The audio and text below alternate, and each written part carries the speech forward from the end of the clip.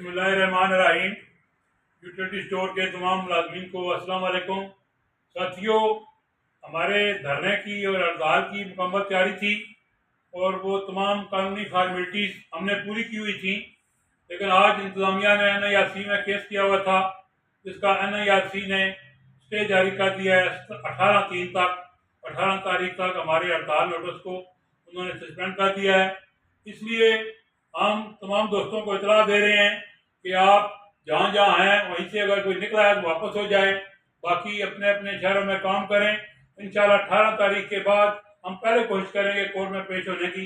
जो भी कोर्ट के मामलात होंगे कानून के मुताबिक हम चलेंगे और उसको हड़ताल नोटिस को बहाल कराएंगे, तो दोबारा इस पर बातचीत शुरू करेंगे, फिर आपको इतला देंगे।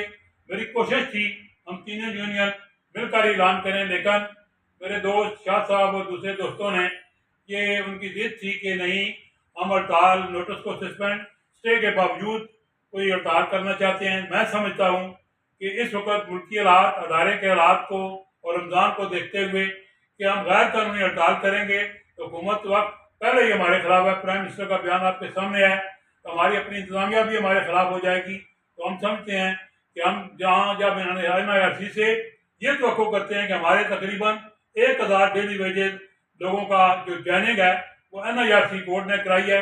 जब हम उनसे तवक्को करते हैं कि वो हमारी ज्वाइनिंग कराएं, मैनेजमेंट से इंप्लीमेंट कराएं, तो फिर हम समझते हैं हमें भी कानून पर अमल करना चाहिए।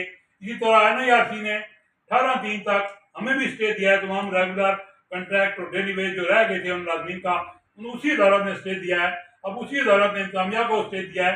मैं समझता हूँ एक शहरी को जो कानून का एहतराम करना चाहिए हमें बतौर यूनियन, तो मैं NIRC के एहतराम में ये हड़ताल खत्म करता हूँ। तमाम दोस्त अपने अपने रीजनों में काम करें और मैं यकीन रखता हूँ कि आइंदा मैं शाह साहब से फिर गुजारिश करूँगा कि हिम्मत रखनी चाहिए, फेस करना चाहिए।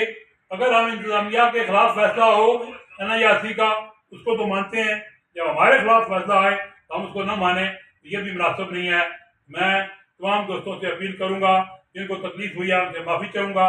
इंशाल्लाह दोबारा हम जब मामला तय करेंगे फिर आपको बुलाएंगे। बहुत मेहरबानी, बहुत शुक्रिया।